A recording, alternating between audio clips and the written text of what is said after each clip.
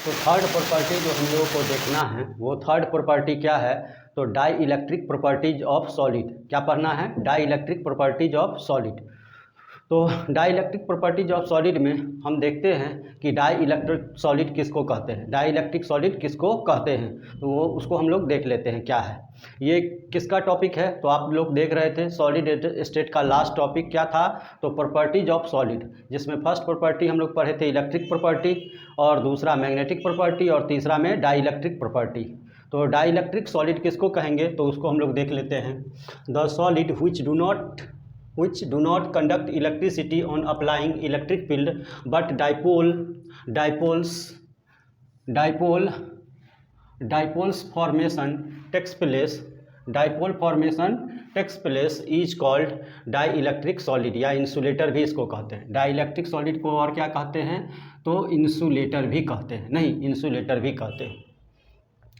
तो इसको समझ लेते हैं क्या होता है कि ऐसा सॉलिड जिससे होकर के इलेक्ट्रिसिटी पास नहीं करता, जिससे होकर के इलेक्ट्रिसिटी पास नहीं कर सकता, यानी कि सॉलिड है और इससे होकर के इलेक्ट्रिसिटी पास नहीं करता है, ठीक है, इलेक्ट्रिसिटी पास नहीं करता है। लेकिन जब हम इलेक्ट्रिक फील्ड अप्लाई करते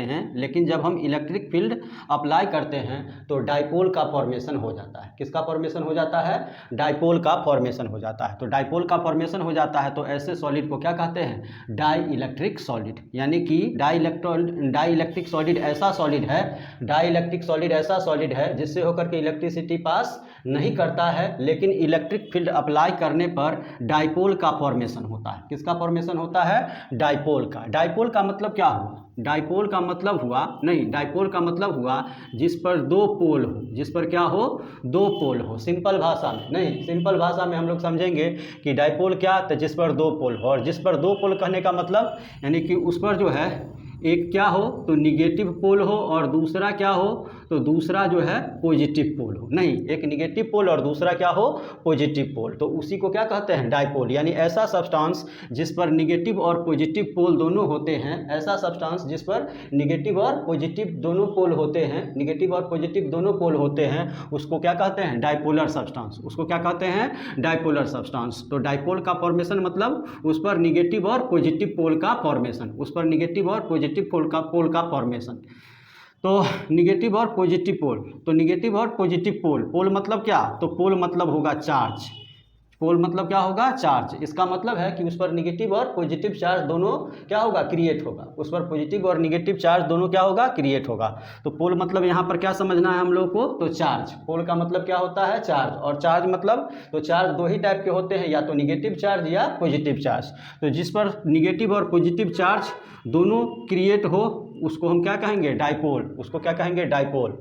तो यानी कि ऐसा सॉलिड जिससे होकर के इलेक्ट्रिसिटी पास नहीं करता है, लेकिन इलेक्ट्रिक फील्ड अप्लाई करने पर डाइपोल का फॉर्मेशन होता है। डाइपोल मतलब दो चार्ज का फॉर्मेशन होता है, उसको हम क्या कहते हैं? डाई इलेक्ट्रिक सॉलिड या इंसुलेटर। जैसे कि ये एक एटम है, ठीक है, इसमें न्यूक्लियस, इसमें क्या है? न्यूक्लियस।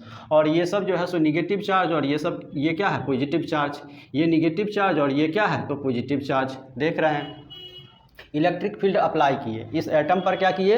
इलेक्ट्रिक फील्ड अप्लाई किए। नहीं, इलेक्ट्रिक फील्ड अप्लाई किए, इधर से क्या है? तो निगेटिव पोल है, और इधर क्या है? तो पॉजिटिव पोल है। नहीं, यानी इस एटम को इलेक्ट्रिक फील्ड के बीच में क्या किए हैं? रख दिए। इलेक्ट्रिक फील्ड के बीच में क्या किए हैं? रख दिए हैं। तो इधर निगेटिव फील्ड वाला क्षेत्र है और इधर क्या है? पॉजिटिव फील्ड वाला क्षेत्र है। नहीं, इधर निगेटिव फील्ड और इधर पॉजिटिव फील्ड वाला क्षेत्र है। एटम को रख दिए तो यानी कि बीच में जो पॉजिटिव चार्ज था वो मूव करके एकदम साइड में आ गया, यानी निगेटिव पोल के तरफ आ गया। और जितना निगेटिव चार्ज था सारा का सारा पॉजिटिव पोल के तरफ चला गया। नहीं, पॉजिटिव पोल के तरफ चला गया। तो ये मोलेकुल पर दो चार्ज क्रिएट हो गया, एक पॉजिटिव चार्ज और एक निगेटिव चार्ज, यानी पार्शियल पॉजिटिव चार्ज और पार्शियल निगेटिव चार्ज क्रिएट हो गया। तो पार्शियल पॉजिटिव और पार्शियल निगेटिव चार्ज क्रिएट हो गया, इसका मतलब इस पर डाइपोल क्रिएट हो गया। इस पर क्या हो गया? डाइपोल क्रिएट हो गया, ठीक है, डाइपोल क्रिएट हो गया। तो अब ये क्या हो गया? तो डाइपोलर। ये क्या हो गया? डाइपोलर हो गया। जैसे कि एग्जांपल में देख सकते हैं HF है, नहीं तो शेयर्ड पेयर इलेक्ट्रॉन जब फ्लोरीन के तरफ चला जाता है तो फ्लोरीन पर पार्शियल निगेटिव और हाइड्रोजन पर पार्शियल पॉजिटिव चार्ज आ जाता है। तो ऐसा मोलेकुल कैसा मोलेकुल कहलाता है? तो डाइपोलर मोलेकुल। क्यों? क्योंकि इस पर डूगो पोल यानी डाइपोल का फॉर्मेशन हुआ है। और डाइपोल मतलब इस पर पॉजिटिव पोल और निगेटिव पोल यानी पॉजिटिव चार्ज और निगेटिव चार्ज क्या हुआ है? क्रिएट हुआ है। इसलिए ये कैसा मोलेकुल होगा? तो डाइपोलर मोलेकुल होगा। तो इससे होकर के इलेक्ट्रिसिटी फ्लो करे चाहे नहीं करे, इससे होकर के इलेक्ट्रिसिटी फ्लो करे चाहे नहीं करे, लेकिन इस पर डाइपोल का फॉर्मेशन हो रहा है इलेक्ट्रिक फील्ड अप्लाई करने पर, तो ऐसे सॉलिड को कौन सा सॉलिड कहेंगे? तो डाई इलेक्ट्रिक सॉलिड। ऐसे सॉलिड को कौन सा सॉलिड कहेंगे? Dielectric solid. This dipolar crystal under different conditions show different properties.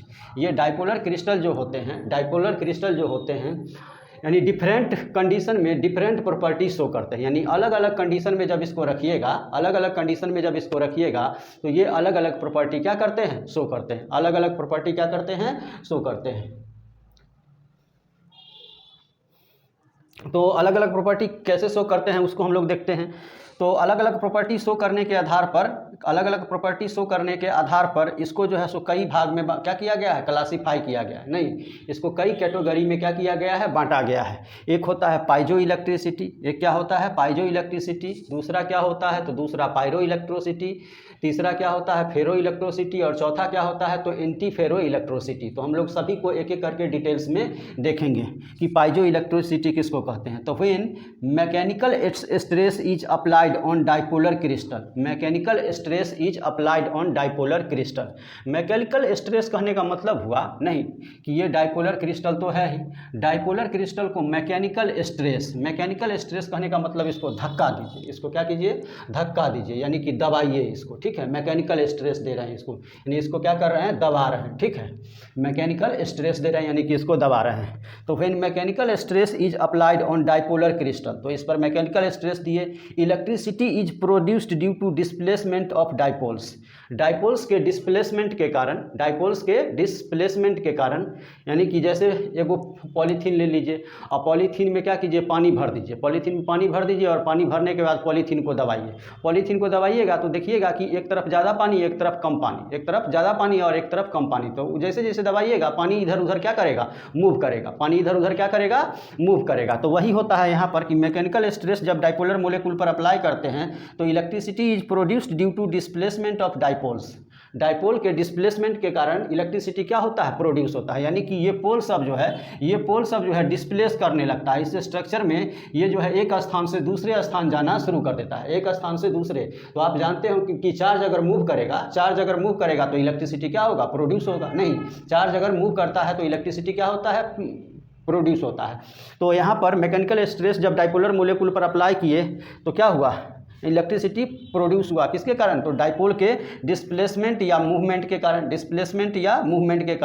These crystals are called piezoelectric crystal, ऐसे क्रिस्टल को क्या कहते हैं? पाइजो इलेक्ट्रिक क्रिस्टल कहते हैं। और ये फिनोमिनन क्या कहलाता है? तो पाइजो इलेक्ट्रिसिटी। ये फिनोमिनन क्या कहलाता है?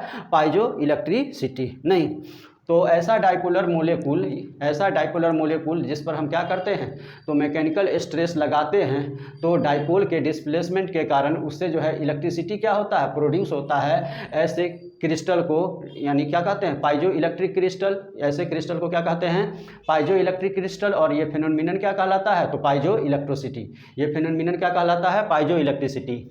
उसके बाद ऐसे यानी कि क्रिस्टल का यूज कहाँ पर होता है? पाइजो इलेक्ट्रिक क्रिस्टल का यूज कहाँ होता है? तो पाइजो इलेक्ट्रिक क्रिस्टल का यूज जो है माइक्रोफोन्स में, अल्ट्रासोनिक डिवाइस में और सोनार डिटेक्टर में होता है। नहीं, माइक्रोफोन्स में, अल्ट्रासोनिक डिवाइस में और सोनार डिटेक्टर में इसका यूज किया जाता है। और इसका एग्जाम्पल क्या होगा? तो एग्जाम्पल होगा quartz, ammonium phosphate, barium titanate, lead titanate, lead zirconate. ये सब इंपॉर्टेंट है, इसको आप लोग याद रखिएगा। ठीक है, आपसे पूछ सकता है। उसके बाद पायरो इलेक्ट्रिसिटी। उसके बाद क्या है? पायरो इलेक्ट्रिसिटी, यानी कि सेकेंड टाइप जो देख रहे हैं किसका? तो डाइइलेक्ट्रिक सॉलिड का। वो कौन सा है? तो सेकेंड टाइप है पायरो इलेक्ट्रिसिटी। इससे पहले हम क्या देखे हैं? पाइजो इलेक्ट्रिसिटी। पायरो का मीनिंग क्या होता है? तो पायरो का मीनिंग होता है हीट। पायरो का मीनिंग क्या होता है? हीट। सम पाइजो इलेक्ट्रिक क्रिस्टल, तो पाइजो इलेक्ट्रिक क्रिस्टल आप जान रहे हैं, नहीं, पाइजो इलेक्ट्रिक क्रिस्टल जान रहे हैं कि ऐसा डाइपोलर क्रिस्टल जिस पर मैकेनिकल स्ट्रेस अप्लाई करने पर डाइपोल्स के मूवमेंट या डिस्प्लेसमेंट के कारण इलेक्ट्रिसिटी क्या हो, तो प्रोड्यूस हो, उसको पाइजो इलेक्ट्रिक क्रिस्टल कहते हैं। और ये फेनोमेनन क्या कहलाता है, तो piezoelectricity. Some piezoelectric crystal when heated electricity is produced to a small extent, electricity is produced in a small extent, electricity is produced in a small extent is called pyroelectric crystal and the phenomenon is called pyroelectricity। यानी कि कुछ पाइजो electric crystal ऐसे होते हैं जिसको heat कीजिएगा, जिसको आप क्या कीजिएगा, हीट कीजिएगा, तो बहुत ही स्मॉल एक्सटेंट में उससे होकर के इलेक्ट्रिसिटी क्या होगा, पास करेगा या प्रोड्यूस होगा, ठीक है, उससे स्मॉल एक्सटेंट में इलेक्ट्रिसिटी क्या होगा, प्रोड्यूस होगा। तो स्मॉल एक्सटेंट में इलेक्ट्रिसिटी प्रोड्यूस होगा, तो ऐसे पाइजो इलेक्ट्रिक क्रिस्टल को क्या कहते हैं, पायरोइलेक्ट्रिक क्रिस्टल, उसको क्या कहते हैं, पायरोइलेक्ट्रिक क्रिस्टल, ठीक है, पायरोइलेक्ट्रिक क्रिस्टल। यानी पाइजो इलेक्ट्रिक क्रिस्टल को हीट करने पर अगर इलेक्ट्रिसिटी प्रोड्यूस होता है, पाइजो इलेक्ट्रिक क्रिस्टल को हीट करने पर अगर इलेक्ट्रिसिटी प्रोड्यूस होता है, तो इसका एग्जाम्पल इस तरह आप लिख सकते हैं कि पाइजो इलेक्ट्रिक क्रिस्टल है, इसको क्या कर रहे हैं, तो इसको हीट कर रहे हैं। तो हीट करने पर अगर इलेक्ट्रिसिटी प्रोड्यूस होता है तब इसको क्या कहेंगे, तब इसको जो है पायरोइलेक्ट्रिक क्रिस्टल, तब इसको पायरोइलेक्ट्रिक क्रिस्टल कहेंगे। कब, जब इलेक्ट्रिसिटी क्या हो, पास हो, जब इलेक्ट्रिसिटी पास हो, हीट करने पर जब इलेक्ट्रिसिटी क्या हो, पास हो, तब उसको क्या कहेंगे, पायरोइलेक्ट्रिक क्रिस्टल। और फेनोमेनन क्या कहलाएगा, तो पायरोइलेक्ट्रिसिटी। तो ऐसा होता क्यों है, नहीं ऐसा होता क्यों है, तो on heating dipoles are free to move in molten state. जब गर्म करते हैं, उसको हीट करते हैं, तो उसमें जो डाइपोल्स होता है मोल्टेन स्टेट में, यानी कि फ्री हो जाता है मूव करने के लिए। मोल्टेन स्टेट में क्या हो जाता है, फ्री हो जाता है मूव करने के लिए। कहने का मतलब हुआ कि पिघल जाएगा कोई सब्सटेंस, तो उसको आप जिधर मूव कराना चाहिएगा उधर वो क्या हो सकता है, मूव कर सकता है। लेकिन अगर सॉलिड स्टेट में है तो उसको आप मूव नहीं करा सकते हैं। तो पिघल जाने के बाद तो आसानी से डाइपोल्स क्या होते हैं, मूव करते हैं, और मूव करने के कारण ही इलेक्ट्रिसिटी क्या होता है, प्रोड्यूस होता है। इलेक्ट्रिसिटी क्या होता है, प्रोड्यूस होता है। उसके बाद ferroelectricity. In some piezoelectric crystal dipoles are permanent aligned in a particular direction. तो dipoles are permanent aligned in a particular direction. तो यहाँ पर हम लोग को फिर थोड़ा सा समझ लेना है, क्या समझना है, तो इससे पहले हम लोग देखे थे नहीं कि metal ion group small region में ग्रुप्ड होते हैं। मेटल आयन स्मॉल रीजन में क्या होते हैं, ग्रुप्ड होते हैं, जिसको क्या कहते हैं, तो डोमेन्स कहते हैं, नहीं जिसको क्या कहते हैं, डोमेन्स कहते हैं। तो मेटल क्या करता है, तो n इलेक्ट्रॉन लॉस करके और Mn+ आयन में चेंज हो जाता है। यही मेटल आयन और इलेक्ट्रॉन एक साथ ग्रुप्ड हो जाते हैं, नहीं एक साथ जमा हो जाते हैं, और जमा होकर के किसका फॉर्मेशन करते हैं, तो डोमेन्स का। किसका फॉर्मेशन करते हैं, डोमेन्स का। इस डोमेन्स को डाइपोल्स भी कहते हैं। इस डोमेन्स को क्या कहते हैं, डाइपोल्स भी कहते हैं, या इसको ग्रेन्स भी कहा जाता है। और क्या कहा जाता है, ग्रेन्स भी कहा जाता है। ये आप लोग हायर क्लास में पढ़िएगा, ठीक है, जब MSc कीजिएगा तब वहाँ पर आपको बताया जाएगा ग्रेन्स क्या होता है। लेकिन हम लोग यहाँ डोमेन्स या डाइपोल्स ही देखेंगे। तो डोमेन्स को डाइपोल्स क्यों कहा जाता है, नहीं डोमेन्स को डाइपोल्स क्यों कहा जाता है, तो डोमेन्स को डाइपोल्स क्यों कहा जाता है, तो देखते हैं डोमेन्स को क्यों डाइपोल्स कहा जाता है। तो Mn+ n electron, Mn+ n electron, Mn+ और n इलेक्ट्रॉन, और Mn+ और n इलेक्ट्रॉन, और Mn+ और n इलेक्ट्रॉन, ठीक है। अब देखिए, यानी कि इस क्षेत्र में डेल प्लस चार्ज और इस क्षेत्र में डेल माइनस चार्ज, इसमें डेल प्लस और इसमें डेल माइनस, इसमें डेल प्लस और इसमें डेल माइनस, इधर डेल प्लस और इधर डेल माइनस, इधर डेल प्लस और इधर डेल माइनस। यानी कि इस डोमेन में यानी कि एक तरफ पार्शियल पॉजिटिव चार्ज और एक तरफ पार्शियल निगेटिव चार्ज क्या हुआ है, क्रिएट हुआ है। तो यानी कि कह सकते हैं इस पर दो पोल प्रेजेंट है, एक पॉजिटिव पोल और एक क्या है निगेटिव पोल। पॉजिटिव पोल निगेटिव पोल, पॉजिटिव पोल निगेटिव पोल, पॉजिटिव पोल निगेटिव पोल, पॉजिटिव पोल निगेटिव पोल। यानी कि इस डोमेन पर दो तरह के पोल जो है नहीं, दो तरह के पोल जो है क्या हुए हैं तो क्रिएट हुए हैं। तो दो तरह के पोल क्रिएट हुए हैं, इसलिए इस डोमेन को और क्या कहा जाता है डाइपोल्स, और क्या कहा जाता है ग्रेन्स। डाइपोल्स और क्या कहा जाता है ग्रेन्स। अब जो है यानी कि हम पीछे के क्लास में बताए थे कि इस डाइपोल्स को आप इस तरह भी क्या कर सकते हैं तो रिप्रेजेंट कर सकते हैं। यानी एग्जाम में जो आपको क्वेश्चन पूछा जाएगा तो डाइपोल्स इसी तरह क्या रहेगा रिप्रेजेंटेड रहेगा। डाइपोल्स इसी तरह क्या रहेगा रिप्रेजेंटेड रहेगा। अब जो है ये डाइपोल्स, ठीक है, ये डाइपोल्स जो हैं नहीं, ये डाइपोल्स जो हैं क्या रहते हैं तो कहता है dipoles are permanently aligned in a particular direction. किसमें तो फेरो इलेक्ट्रिक क्रिस्टल में डाइपोल्स परमानेंटली एक ही डायरेक्शन में क्या रहते हैं अलाइंड। तो आप यहाँ लिख सकते हैं aligned in one direction, aligned in one direction, एक ही डायरेक्शन में क्या है अलाइंड है, ठीक है, एक ही डायरेक्शन में अलाइंड है। उसके बाद even after removal of electric field, even after removal of electric field वैसे ही अलाइंड है। हटा भी देते हैं इलेक्ट्रिक फील्ड को, फिर भी डाइपोल्स उसी तरह क्या है तो अलाइंड है। डाइपोल उसी तरह क्या है अलाइंड है, नहीं अलाइंड है।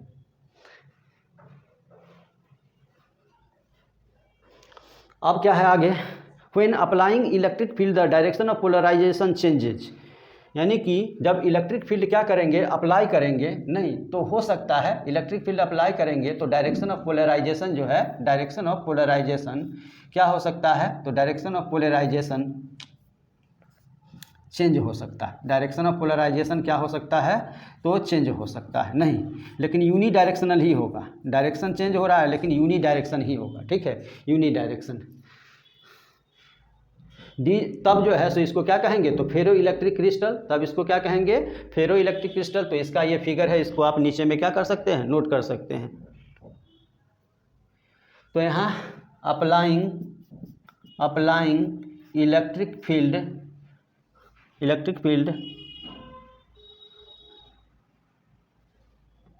Polarisation changes. ये जरूरी नहीं है कि चेंज हो जाए, नहीं, यहाँ हटा दिए थे और लगाए तब भी वैसे ही था, नहीं हटा दिए तब भी वह पहले से तो वैसे था ही, हटा दिए इलेक्ट्रिक फील्ड तब भी वैसे ही रहा, फिर अप्लाई किए तो मे भी चेंज हो सकता है और नहीं भी चेंज हो सकता है। लेकिन यहाँ चेंज हुआ तो इसको हम क्या कहेंगे फेरो इलेक्ट्रिक क्रिस्टल। इसको क्या कहेंगे फेरो इलेक्ट्रिक क्रिस्टल और फेनोमेनन क्या कहलाएगा तो फेरो इलेक्ट्रिसिटी। अब लास्ट में है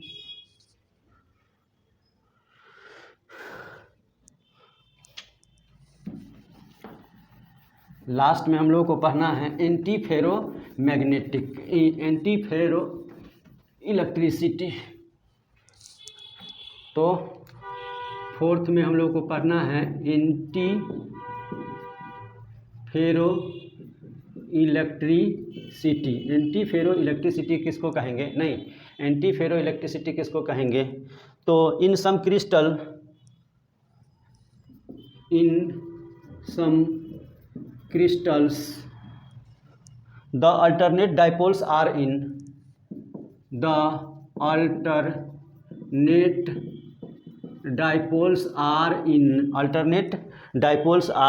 opposite direction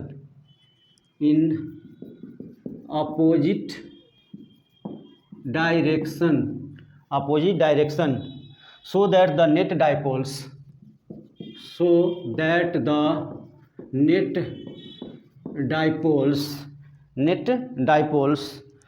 moment is zero. Dipole moment is zero. Net dipole moment is zero. These are called anti-ferromagnetic crystal and the phenomenon is called antiferroelectricity ठीक है, एंटीफेरोइलेक्ट्रिसिटी। अब जो है हो गया, यानी कि इसमें क्या होता है, तो इक्वल नंबर में डाइपोल सब जो है एक दूसरे के अपोजिट डायरेक्शन में अलाइंड रहते हैं। अपोजिट डायरेक्शन में क्या रहते हैं, अलाइंड रहते हैं, जिसके कारण इसका नेट डाइपोल मोमेंट जो होता है वो जीरो हो जाता है। नेट डाइपोल मोमेंट क्या हो जाता है, जीरो हो जाता है। तो ऐसे क्रिस्टल को एंटीफेरोमैग्नेटिक क्रिस्टल और फेनोमेनन क्या कहलाएगा, तो एंटीफेरोइलेक्ट्रिसिटी। और इसका एग्जाम्पल क्या होगा, तो इसका एग्जाम्पल होगा लीड जर्कोनेट PbZnO3 लीड जर्कोनेट। और इसमें एक पॉइंट और नोट करना है, यहीं तक था एंटीफेरोइलेक्ट्रिसिटी, आप लोगों को समझ में आ गया होगा, बहुत ही आसान है। नहीं, इसमें समझने वाला कोई ऐसा बात नहीं है, जहाँ पर समझने वाला पॉइंट था उसको आप लोगों को हम अच्छे से समझा दिए, ठीक है। ऑल फेरोमैग्नेटिक सॉलिड आर, यहाँ पर नोट करके एक पॉइंट लिखना है, इसी का पॉइंट है, ठीक है, इसी का पॉइंट है। तो उसको नोट करके लिख लीजिएगा, लिखा देते हैं हम, नोट करके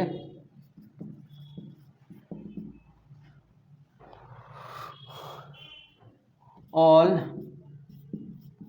ferromagnetic solid are, all ferromagnetic ferroelectric solid are, all ferroelectric solid are piezoelectric solid, but all piezoelectric solid are not ferroelectric